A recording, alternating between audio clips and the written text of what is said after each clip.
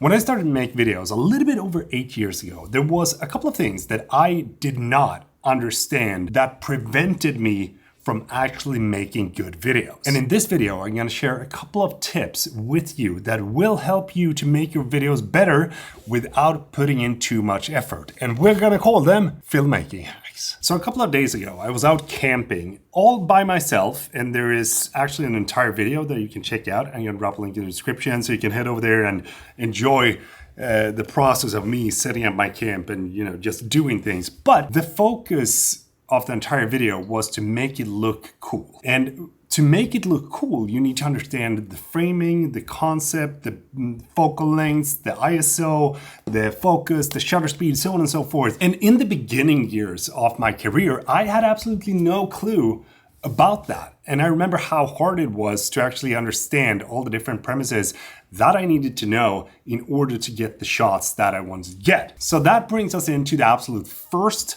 tip that I highly recommend you to set up in your camera, and that is grid lines. Grid lines in your camera helps you to set up the shot so much quicker than not having them. And the reason for this is because your screen, when you're shooting in 16:9, is split up in 3 different parts. And for those of you that don't know, this is the rule of thirds. It's basically 1, 2, 3 different sections of your screen that you can utilize to frame different things and maximize the amount of things that is happening in the shot that you're taking. And it doesn't really matter if I'm using the action cameras, my iPhone, the FX3, whatever kind of camera that I'm using, I always have it turned on because I know that if I'm out and about and doing a lot of run and gun shooting, and I have grid lines on, then it's going to be very simple to just place a subject on one of the lines and then adjust everything from there. And using the rule of thirds makes the entire shot feel a lot more balanced than if you were to use just center framing on all the different shots. The second thing is LUTs in the camera. I know that not all cameras can utilize this feature, but if you're shooting with the Sony ZV-E1, for example, with FX3, then you can actually import your own LUTs into the camera and be able to see the exposure on the monitor of the camera before you actually jump into the editing process. But it's also very important that you don't bake in the LUT. And what that means is that you record the footage with the LUT applied. Instead, it should actually be a correction LUT that is just applied on the monitor of your camera. And when you jump into Final Cut Pro or Adobe Premiere, then the actual footage is going to look gray and washed out. But then you just take the same LUT that you used in your camera, poof, apply that, and you're going to have the same exact grading that you did when you were getting the shot. So nowadays, when people ask me how I expose S-Log3, I'm like, I don't know. As long as it looks good in camera, I'm all good because I have my own LUT applied. Which also brings us into hack number 3, which is focal length awareness. So in the camping video, I had my entire arsenal of lenses with me in order to capture the essence of details and camping that I wanted to capture. But what happened was that this was all I ended up using. This Sony ZV-E1 with 16-35mm GM lens. And I gotta be honest, this setup right here is my all-time favorite camera setup. Not only because the 16-35mm provides you with a very wide variety of shots that you can get. If you use the clear image zoom, it is no longer only a 16-35mm lens, it actually becomes a 16-50mm lens. And that, for me, is golden. I use this all the time whenever I'm vlogging, shooting anything, and I need to have that extra range without jumping to a different lens. I know that there is a 24-70 that you could get, but I'm currently shooting at 24, and I like having the wider option when you go from 24 all the way down to 16.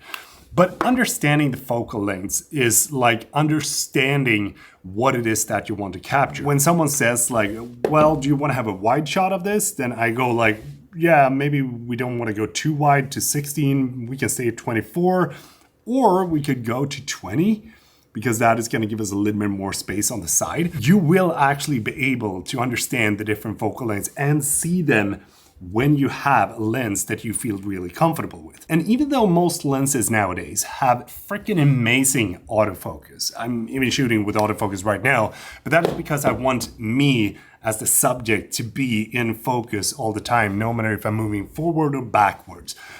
But understanding and utilizing manual focus, that is when crème de la crème is gonna come on your videos, va? If you're moving around with the camera and your subject is a human, a bird, or whatever it might be, then absolutely use autofocus, because it's gonna be very hard for you to focus pull when you're having a moving subject. But if you have static shots, or if you are planning out your shots, utilizing the manual focus of your camera is going to help you to get way more interesting shots as well. You're going to be able to have so much more control with manual focus than what you got with autofocus. Because one thing that I don't like, hate it when it happens, it's when you see the autofocus hunt. So if you're looking at a cinematic video and then all of a sudden you see the autofocus going for like this spot, whoop, whoop, they're like, oh, took me out instantly, I'm gone, bye-bye, see ya. But if you have manual focus, you know that that will not happen, and you're gonna be able to keep people staying within the immersion that you're trying to capture. Which brings us into the next hack, which is foreground and background layers. What do you mean by this, Peter? One of my favorite shots that I like to capture whenever I'm recording a vlog or anything else that is a person doing something is to have focus on the foreground while something is going on in the background. Because it's such a powerful storytelling tool to utilize in your videos. For example, when I was out camping, I wanted to have a shot of me actually igniting the fire, but I wanted to have a shot of the foreground being the axe, and then you can see me lighting up the fire in the background. So what happens in that shot is that we see the tool that was used to create the fire now resting on the table while someone is starting the fire. It makes the entire thing feel a lot more cinematic, and it makes it feel thought out and planned. And it's just one of the things that I like to see when people use in their videos, because you know that they thought about that shot. They set it up. They planned it out. They framed it. And there's so much going on in there that you're not really paying attention to, but you just understand it. Which brings us into the last one. Slow-mo is a no-go. Nah, I'm just kidding. Slow-mo is great, but treat it as an effect. Slow motion is one of those things that was incredibly popular like 5 years ago when I was making my B-roll videos, and I heavily relied on slow motion. But the more that I've made videos over the years, the more I've understood that slow motion is best when it's treated as an effect. Because when you use slow motion in every single shot that you make, then the entire video is just gonna feel like a slow motion montage of something that you have no idea why it's shot in slow motion.